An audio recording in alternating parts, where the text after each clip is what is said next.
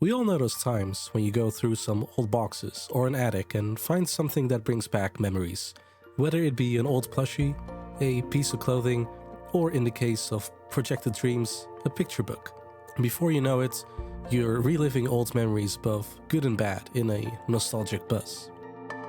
Projected Dreams is a short, cozy, and nostalgic puzzle and physics game by Swiss developer Flawberry Studio. It takes shadow play and perspective puzzles and uses them to tell a story of growing up in an ever-changing family.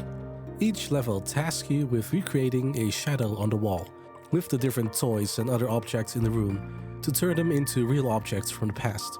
These toys can range from a simple triangle block or spaceship to plushies and Game Boys.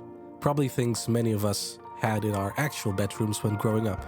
And the objects change with each chapter to reflect the main character, Lisa, growing up. You stack, slide, drop, and compare these items to see what fits best. The game also introduces more advanced mechanics later on, which play with both the blurred lines between reality and fiction and also manipulate the physics of the game.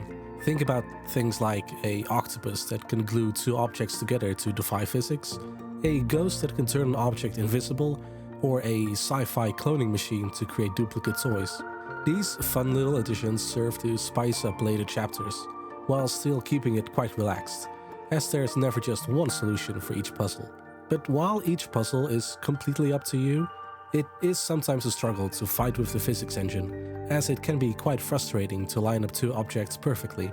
I had to fight a mug for a good minute to get a wooden ladder in, or had to rotate a toy tree at least 10 times to get it to sit properly. While this is inherent to any puzzle game involving physics, it does take away from the free-flowing vibes that the game has the rest of the time. These struggles with physics, I swear I'm not just dumb, please believe me, don't take away from the fact that I adore the gameplay of Projected Dreams. Snooping around the room trying to find the one object you need to finish a puzzle, or doing something completely wacky that still works, gives me a dopamine rush only these kind of puzzle games can give. Enjoying the video so far? Don't forget to leave a like or a comment and subscribe if you haven't yet to support my journey. Now, back to the review. What stuck with me the most after finishing Projected Dreams is the general vibe and the story that was told, as they both hook into that feeling of nostalgia and melancholy that is present throughout the entire game. Starting with the music, you've actually been listening to it this entire video. Every chapter has a distinct song that fits the feeling, from a happy-go-lucky tune during the water-themed chapter to a more melancholy and somber tune during the last chapter. Aside from reinforcing what the chapter is about, they make each puzzle in said chapter blend together into one big dreamlike memory, as you start thinking about the same thing the entire time. Each chapter also has a music tape you can collect to either change the vibe of a future chapter or to enhance the experience of the one you're in, and they're also just very fun collectibles. Projected Dreams doesn't have much of a story to begin with. It only has a handful of cutscenes, has no voice acting whatsoever, and there's maybe 3 paragraphs worth of text to read inside the picture book. But the story it does tell is one that managed to tug at the heartstrings.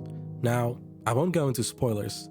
It's such a short game that you really must experience it yourself and just live it.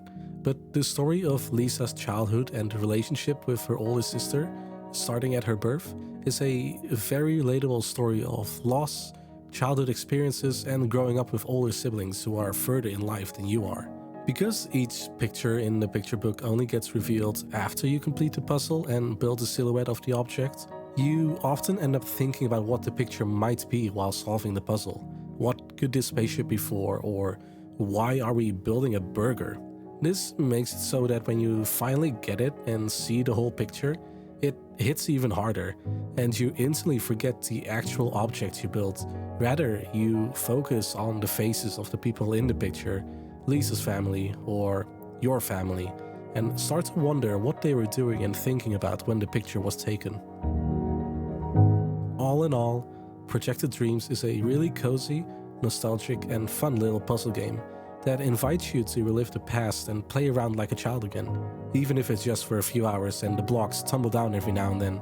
If you can, I would highly recommend picking it up. Have you already tried Projected Dreams? And what do you think about silhouette-based puzzles? Let me know in the comments. And if you enjoyed the video, consider subscribing, as I post regular deep dives and reviews into the games I love. I also want to quickly apologize. I am rather ill while recording this video, so I hope you can still understand me normally.